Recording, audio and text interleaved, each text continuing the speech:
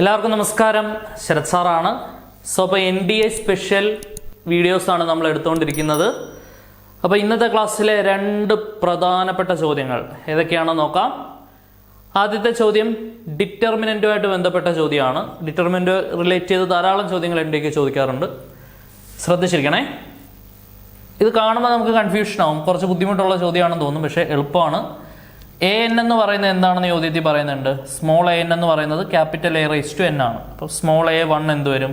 Capital A raise to 1 capital A വരും അല്ലേ. Small A2 എന്ന് പറയുമ്പോൾ ക്യാപിറ്റൽ എയുടെ സ്ക്വയർ വരും, ശരിയല്ലേ. സ്മോൾ A3 എന്ന് പറയുമ്പോൾ ക്യാപിറ്റൽ എയുടെ ക്യൂബ്, ശരിയാണല്ലോ. അങ്ങനെ നമുക്ക് A9 വരെ ഉണ്ട്. അങ്ങനെ പോയി സ്മോൾ A9 എന്ന് പറഞ്ഞാൽ capital A raise to 9 and so on. ഇതിങ്ങനെ പോകും അല്ലേ. സോ അത് നമ്മൾ ഇങ്ങോട്ടേക്ക് സബ്സ്റ്റിറ്റ്യൂട്ട് ചെയ്യാം. ലോഗരിതത്തിലേക്ക് കൊടുക്കുമ്പോൾ എന്താണ് സംഭവിക്കുക എന്നുള്ളത് നോക്കാം. ln A1 എന്താണ്? ln A1 എന്ന് പറഞ്ഞാൽ ln A1 എന്ന് പറയുന്നത് ക്യാപിറ്റൽ A ആണ്. അപ്പോൾ ln capital A. Okay. ln A2 എന്ന് പറഞ്ഞാലോ? ln A2 എന്താണെന്ന് അറിയാം. A2 എന്ന് പറയുന്നത് A സ്ക്വയർ ആണ്, ശരിയല്ലയോ. നമ്മൾ പഠിച്ചിട്ടുണ്ട് log A raise to N എന്താണ്? N log A. Log A raise to N log A. ലോഗിന്റെ പവറിലുള്ള ആൾ നേരെ താഴെ ഇറങ്ങും അല്ലേ. 2 നേരെ താഴെ ഇറങ്ങുമ്പോൾ 2 ln A വരും, ശരിയാണല്ലോ. അപ്പം ln A3 എന്ന് പറഞ്ഞാൽ ln A3 എന്ന് പറയുന്നത് A ക്യൂബ് ആണ്. 3 നേരെ താഴെ ഇറങ്ങുമ്പോൾ 3 ഇൻറ്റു ln A. ഇതിങ്ങനെ പോകും അല്ലേ. അപ്പോൾ ln A4 എന്തായിരിക്കും? 4 ഇൻറ്റു ln A ആയിരിക്കും. അതങ്ങനെ പോകും. ln A9 എന്തായിരിക്കും? ln A9 9 into ln A അല്ലേ. 9 ഇൻറ്റു ln A. ഓക്കെ ആണേ.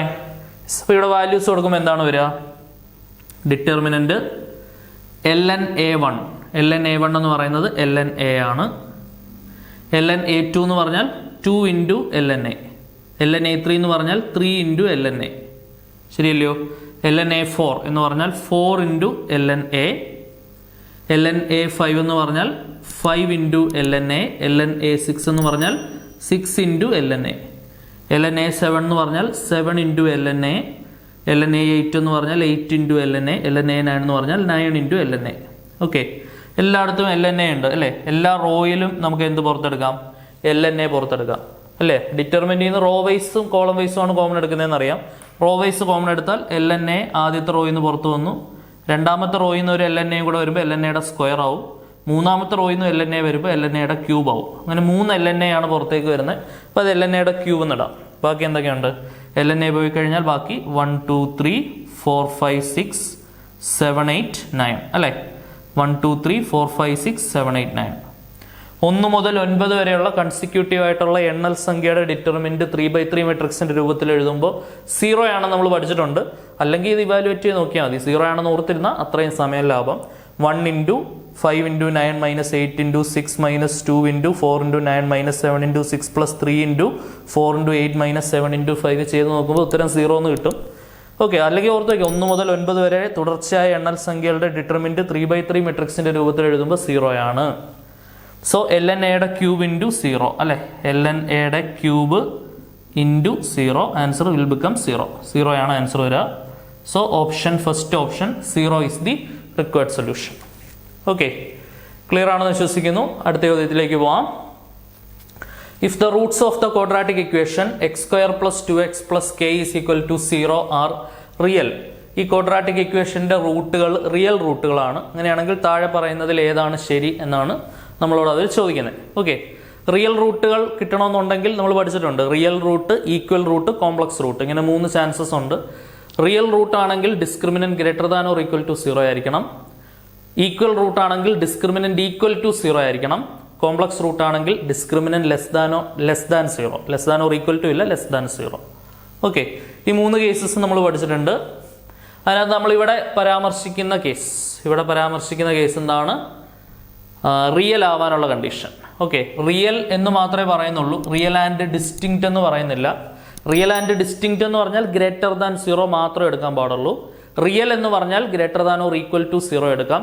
ഈക്വൽ എന്ന് പറഞ്ഞാൽ ഡിസ്ക്രിമിനന്റ് ഈക്വൽ ടു 0 എന്ന് മാത്രമേ എടുക്കാൻ പറ്റത്തുള്ളൂ. കോംപ്ലക്സ് എന്ന് പറഞ്ഞാൽ ഡിസ്ക്രിമിനന്റ് ലെസ് ദാൻ 0.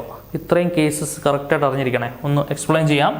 നമുക്കറിയാം ഒരു സെക്കൻഡ് ഡിഗ്രി ഇക്വേഷന്റെ ജനറൽ ഫോം എന്ന് പറയുന്നത് ax² plus bx plus c is equal to 0, a not equal to 0 ആണ് ഒരു ദ്വിമാന സമവാക്യം അല്ലെങ്കിൽ രണ്ടാം കൃതി സമവാക്യം അഥവാ സെക്കൻഡ് ഡിഗ്രി ഇക്വേഷൻ അഥവാ ക്വാഡ്രാറ്റിക് ഇക്വേഷൻ എന്നൊക്കെ നമ്മൾ വിളിക്കുന്ന സാധനം ഇതാണ്, ഇല്ലയോ?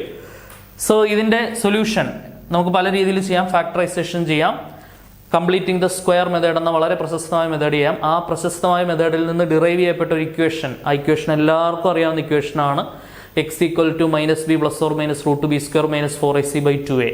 ആ ഇക്വേഷൻ ഉപയോഗിച്ചാണ് നമ്മൾ സാധാരണഗതിയിൽ എക്സിന്റെ വിലകൾ കണ്ടുപിടിക്കുന്നത്. അങ്ങനെ കണ്ടുപിടിക്കാം. അങ്ങനെ കണ്ടുപിടിക്കുമ്പോൾ 3 സാധ്യതകളുണ്ട്. നെഗറ്റീവ് വരാം, റൂട്ടിനുള്ളിൽ നെഗറ്റീവ് വരാം, റൂട്ടിനുള്ളിൽ പോസിറ്റീവ് വരാം. അതായത് √b² മൈനസ് 4ac ഉണ്ടല്ലോ, അവിടെ റൂട്ടിനുള്ളിൽ നെഗറ്റീവ് വരാം, പോസിറ്റീവ് വരാം, 0 വരാം. അങ്ങനെ 3 സാധ്യതകളിൽ 3 ഡിസ്റ്റിങ്ക്റ്റ് ആയിട്ടുള്ള സൊല്യൂഷനായിട്ട് നമ്മൾ പഠിച്ചിട്ടുണ്ട്. ആ റൂട്ടിനുള്ളിൽ വരുന്ന b² മൈനസ് 4ac വിളിക്കുന്ന പേരാണ് ഡിസ്ക്രിമിനന്റ്. ഡിസ്ക്രിമിനന്റ് ഡിനോട്ട് ചെയ്യുന്നത് ക്യാപിറ്റൽ ലെറ്റർ D. ഡിസ്ക്രിമിനന്റ് എന്ന് പറയുന്നത് b² minus 4ac. Discriminant greater than 0 ആണെങ്കിൽ real and distinct, real and distinct. Discriminant greater than or equal to 0 ആണെങ്കിൽ റിയൽ എന്ന് മാത്രം പറയാം, റിയൽ സൊല്യൂഷൻ ആണ്. ഡിസ്ക്രിമിനന്റ് ഈക്വൽ ടു 0 ആണെങ്കിൽ ഈക്വൽ റൂട്ട്, ഈക്വൽ റൂട്ട്സ്.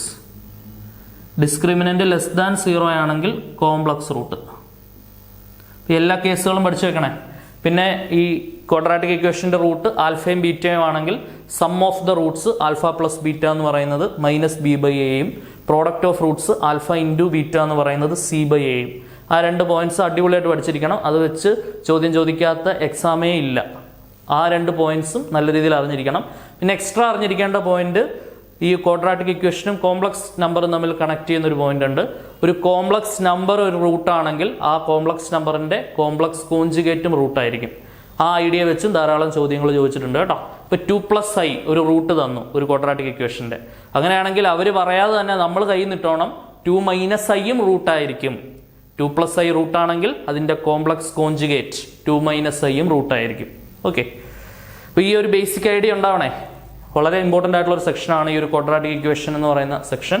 അപ്പോൾ ഇവിടെ നമ്മൾ പറയുന്നത് റിയൽ എന്ന് മാത്രമേ പറയുന്നുള്ളൂ. റിയൽ എന്ന് പറയുമ്പോൾ ഡിസ്ക്രിമിനന്റ് ഗ്രേറ്റർ ദാൻ 0 ആവാം, ഗ്രേറ്റർ ദാൻ അല്ലെങ്കിൽ ഈക്വൽ ടു 0 ആവാം. രണ്ടും റിയൽ തന്നെയാണ്.